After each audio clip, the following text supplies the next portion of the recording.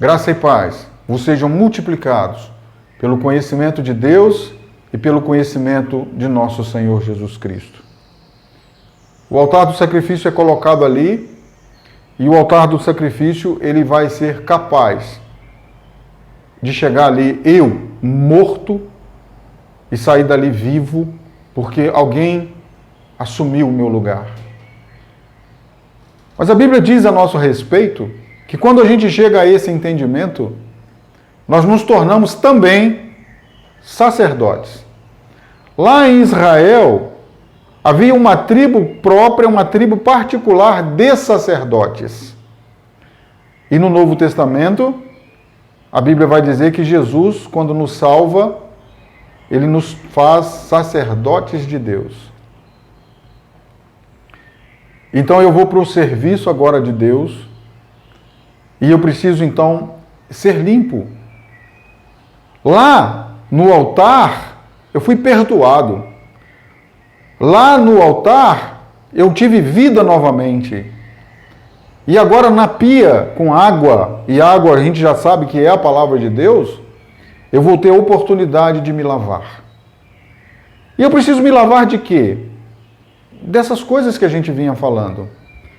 Qual Jesus que nós montamos para nós? Qual Jesus que nós desenhamos para nós? Jesus particular de cada um. A gente precisa abrir mão dele.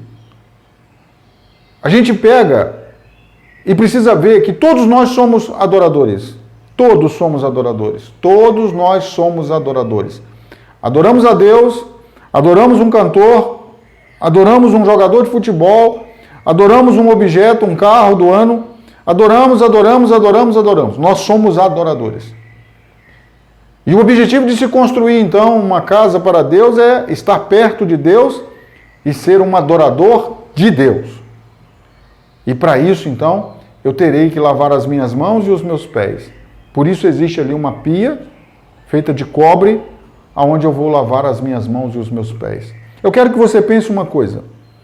Quando você vai assistir um filme, a sua razão diz que o filme é mentira, aquilo é uma filmagem, aquilo foi feito num set de filmagem, aquilo foi feito com 50 pessoas envolvidas, com câmeras, iluminação, direção, gente para fazer roupa, gente para criar os barulhos, para fazer os trovões, para fazer a chuva, tem gente para tudo. É tudo mentira.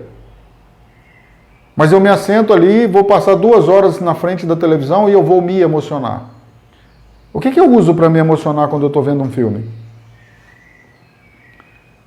A gente ouve uma notícia na televisão sobre um acidente de automóvel, aconteceu alguma coisa horrível e a gente dói por causa daquilo. Às vezes não morreu ninguém conhecido nosso, não ficou ferido ninguém que a gente conhecia, mas a violência que é retratada naquelas imagens, elas vão nos emocionar. Então nós percebemos que nós reagimos às coisas que estão à nossa volta e aí nós nos sentimos emocionados. E nós queremos então nos aproximar de Deus e nos emocionar. Essa é uma das coisas mais comuns nos nossos dias. As pessoas elas vão chegar num templo, elas vão chegar num santuário e elas vão chegar ali para se emocionarem. Elas não foram ali para adorar a Deus. Elas foram ali para se emocionar. E elas confessam isso. Algumas pessoas elas dizem assim, quando eu cheguei nesse lugar, eu senti a presença de Deus. Sentiu nada. É porque ela chegou naquele lugar utilizando a mesma formatação que ela usa para assistir filme, para assistir televisão. Se eu não perceber Deus no meu irmão, naquele que está ao meu lado, eu não vou perceber Deus. Se Deus não estiver em mim, eu não vou perceber Deus. No lugar, eu não vou perceber Deus. Mas isso é antigo. Deus disse isso a uma mulher, conhecida como mulher samaritana, a Bíblia não fala o nome dela, e ele diz a ela, mulher, olha, nem aqui nem ali, não tem mais lugar de adoração. Existem verdadeiros adoradores. Lugar de adoração acabou. Lugar de adoração é todo lugar que tiver um verdadeiro adorador. Então por que a gente ainda faz culto? A gente faz culto porque durante a nossa trajetória com Deus, nós temos muitos motivos para agradecer a Deus. Nós temos muitos motivos para nos alegrar com Ele. Nós temos muitos motivos para dizer para Ele como Ele é maravilhoso. Então nós temos culto. Nós fazemos culto para dizer para Deus como Ele é maravilhoso. É verdade isso? Ou não? O culto, se ele não me emocionar, ele não foi bom. As músicas que tocam lá, e se não me emocionarem, o culto não, Deus não estava lá, Deus não estava presente. A gente precisa se lavar disso. A pia é para isso. A pia é para nos tirar esses modelos mentais. É para nos tirar esses conceitos, esses preconceitos de adoração. É preciso tirar, querido. Nós chegamos num momento da nossa existencialidade que nós adoramos a Deus em espírito e sem emoção. Não há emoção. Nós não vamos ficar emocionados diante de Deus para dizer que nós estamos sentindo a presença de Deus. Nós sentimos a presença de Deus porque a presença de Deus é real. E como que a presença de Deus é real na nossa vida? Porque Deus fala profundamente ao nosso coração. E quando Deus fala profundamente ao nosso coração, nós temos um coração pronto a obedecer. Não é assim? Não tem acontecido assim com você? Todas as vezes que você ouve um conselho de Deus dizendo, não faça isso não, e você é cheio de ira, cheio de rancor, cheio de mágoa, e Deus está dizendo, perdoa, você perdoa. Você perdoa prontamente porque é a voz de Deus. É a voz do seu Pai, é a voz do seu Senhor. Então você tem prontidão para estar diante de Deus em espírito. Esse espírito ele é alimentado pela palavra que você lê, a água. Vocês já estão limpos pela palavra, disse Jesus. A água. O Espírito do Senhor habita em mim pela palavra. O Espírito do Senhor fala comigo pela palavra. O Espírito do Senhor me molda pela palavra. E eu, pronto sempre a obedecer. Por quê? Porque eu sou um adorador de Deus. E eu adoro a Deus em espírito e adoro a Deus em verdade. Tem problema em se emocionar? Não, querido. O problema não é se emocionar. O problema é quando o meu relacionamento com Deus dura 40 minutos de emoção. O problema é quando Deus fala comigo durante meia hora, num culto qualquer, em qualquer lugar, ou na televisão, ou na internet. O problema é quando Deus não fala comigo constantemente. O problema é quando Deus está ausente da minha vida. O problema é quando eu preciso ir a um determinado lugar para ver Deus. Isso é problema. Isso é problema. E isso é conceito adquirido de quê? Da nossa construção. Nós somos construídos assim. Nós vivemos dias e dias e dias e que existe um lugar que é sagrado. Existe um lugar que é santo. Existe um lugar que não pode ser profanado. Você já viu como é que as pessoas estão escandalizadas nos nossos dias? Porque os ladrões agora estão roubando igrejas. Isso nunca aconteceu. As pessoas falam, roubava-se tudo. Mas igreja? Nunca se roubou igreja. Perderam a vergonha. Passaram a roubar a igreja. E por que eles roubam a igreja? Porque a igreja ela é santa, a igreja é sagrada para quem é idólatra. Se não for idolatria, a igreja é um lugar. A igreja é uma casa onde as pessoas se reúnem. Para não se reunir no meio da rua. Para não tomar chuva. Para não ficar no sol. Mas não tem nada de sagrado no templo. Não tem. Não existe isso. E como que é difícil para nós perceber isso e ficar somente com Deus? Por que as pessoas vêm na nossa geração e as pessoas falam tanto em energia? Olha, eu cheguei naquele lugar e prontamente eu senti uma coisa muito boa. Aquele lugar tem uma energia muito boa. Por que nós dizemos isso e nós aceitamos isso com tanta facilidade? Gente, o lugar é agradável. O lugar tem uma brisa agradável. O lugar tem uma visão agradável. O lugar é lindo e ele tem energia boa? Não, ele tem alguma coisa que eu gosto de ver. Eu me sinto bem ali. Eu gostaria de nem sair dali. Mas aquele lugar não pode suplantar a presença de Deus. Lembra do salmista? Senhor, eu prefiro um dia na tua presença, um dia na tua casa, do que em qualquer outra parte 1000. É alguém que tem entendimento de quem é Deus. É alguém que tem entendimento do que é um adorador. Eu prefiro a tua casa. Esse mesmo salmista vai dizer, Senhor, a tua lei é maravilhosa.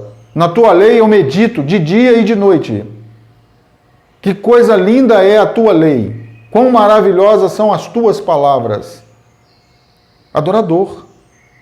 Não é o lugar. São as palavras de Deus que são maravilhosas para ele. E nós vamos vendo isso e nós precisamos então lavar as nossas mãos e lavar os nossos pés. As mãos vão dizer para nós daquilo que nós temos realizado. O que nós temos realizado diante do Senhor? O que nós temos feito diante do Senhor? Não, a gente teve uma construção religiosa, mística, e nós compreendemos lugares de adoração, lugares santos, lugares sagrados, lugares de peregrinação. Meu querido, está errado.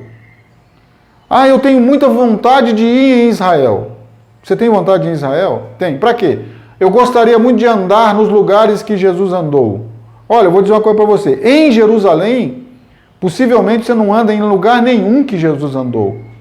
Porque depois que Jesus passou lá, a cidade foi destruída inúmeras vezes. As escavações, os arqueólogos, eles encontram hoje produtos, peças, a 30 metros de profundidade da época de Jesus. Possivelmente você não vai passar em nenhum lugar que Jesus passou. Pisar onde Jesus pisou, talvez você não pise. Ah, no Monte das Oliveiras, tem lá algumas oliveiras que têm 2000 anos. Talvez. Alguma daquelas oliveiras viram Jesus. Mas elas não vão te contar. Então a gente faz sagrado o que a gente quer que seja sagrado. E a gente faz santo o que a gente quer que seja santo. É preciso se lavar disso. Lavar as nossas mãos. O que nós temos feito? O que nós temos aprendido de Deus que tem moldado o nosso entendimento? Nós temos coisas adquiridas. Querido, quando a gente vai ver um filme, nós não usamos a nossa consciência. Tudo no filme que nos emociona vem do nosso subconsciente. As dores, as alegrias, os medos, os pavores. Ah, filme de terror, eu vou ficar amedrontado. Você se permite ficar amedrontado. Se você usar a sua consciência, você vai dizer, isso é bobagem, isso é filme. Tem nada disso acontecendo. Aquele camarada ali, aquele monstro, ele está usando uma máscara. Isso é consciência. Então o que você tem que usar para se emocionar diante de um filme? Subconsciente. Você chega diante de Deus com subconsciente. Você chega num culto com subconsciente. Você vai conversar com Deus, você vai fazer uma oração com subconsciente. Porque você não tem nada racional para dizer a Deus. Você não tem nada inteligente para dizer a Deus. Passou um dia, passou uma semana, você não sentiu Deus, você não viu Deus. Então é melhor filosofar. Eu vou recitar o Salmo 23 diante de Deus, porque eu não sei mais nada, eu só lembro do Salmo 23. Religião boba, tola, tolice, paganismo. Igual aqueles homens que queriam sacrificar bois diante do Paulo e diante do Barnabé. Eles estavam certíssimos do que eles estavam fazendo. Verdadeiros adoradores, só não eram adoradores de Deus. Adoradores de Júpiter e de Mercúrio. Deuses romanos. Então a gente precisa renovar as nossas convicções. Pia para lavar as mãos e lavar os pés. Os pés falam da nossa caminhada. Da nossa caminhada. Jesus vai declarar sobre si mesmo, eu sou o caminho. Jesus não vai dizer assim, eu sou um caminho. Dentre muitos caminhos possíveis, eu sou um caminho. Não, artigo definido. Eu sou o caminho. Eu sou o caminho.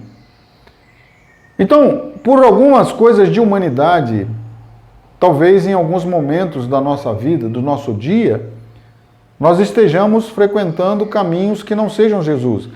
E aí eu não estou dizendo para você que é o barzinho, que é aquele lugar que vende drogas, que é aquele lugar que vende bebida alcoólica. Não é disso que a gente está falando. Caminhar por caminhos que não é Jesus são caminhos de religião. São caminhos de você ver, por exemplo, que uma pedra, determinada pedra, pela cor ou por alguma outra coisa, tenha uma energia especial. Entendeu? Emana alguma coisa daquela pedra? Emana, porque você olha aquela pedra com o seu subconsciente. Se você olhar com o consciente, é uma pedra. Ela é uma pedra. Ah, ela é azulada, ela é muito bonita. Muito bonita. Continua sendo uma pedra. Não muda nada. Ela ser transparente, quando a luz bate nela, ela emite uma cor linda, é uma pedra. O seu consciente vai te dizer o tempo todo, é uma pedra. Mas para você adorar uma pedra, o que você precisa? Subconsciente. É preciso lavar isso. Lavar os nossos pés. Que caminhos nós temos andado? Qual que é o caminho que nós temos escolhido para formalizar a nossa adoração? Para formalizar o nosso culto? O motivo de nós nos lavarmos nessa pia é porque a partir de agora, a partir dessa pia, o nosso encontro é direto com Deus. Nós vamos entrar no santuário onde Deus habita, onde Deus está, onde Deus mora. E a Bíblia vai dizer para nós, nós precisamos nos lavar para que nós não morramos. Êxodo está escrito assim, Arão e os seus filhos vão lavar as suas mãos e os seus pés para que não morram. Aí eu vou perguntar para você uma coisa, eles vão morrer por causa da fúria de Deus? Eles vão morrer por causa da crueldade de Deus? Eles vão morrer porque Deus é muito severo? Não. Eles vão morrer por causa do próprio engano. Tinha água, tinha a pia, tinha o mandamento, por que não se lavaram? Entendeu? Quem mata é o pecado, quem não é Deus quem mata. Quem pune a nossa vida é o pecado. O salário do pecado é a morte, não é Deus. Ah, mas eu gostaria muito que Deus tivesse misericórdia de mim. Ele tem. Deus amou o mundo de tal maneira que deu o seu Filho unigênito para que todo aquele que nele crê não pereça, mas tenha vida eterna. Ele é maravilhoso. Amou de tal maneira. Não tem nem como expressar. Aí o autor diz, tal maneira. Ele não sabe que tamanho que é, ele não sabe. Então ele diz de tal maneira. E aí eu chego na desobediência com o mandamento de não ter outros deuses diante dele, de não ter idolatria, de não ter feitiçaria, de não ter emanação de nada, de não ter energia de nada, e vou pedir misericórdia. Não funciona assim. A pia foi colocada ali. A pia está cheia da palavra de Deus, a água, e nós precisamos andar limpos, mãos e pés limpos diante do Senhor. Louvado seja o nome do Senhor.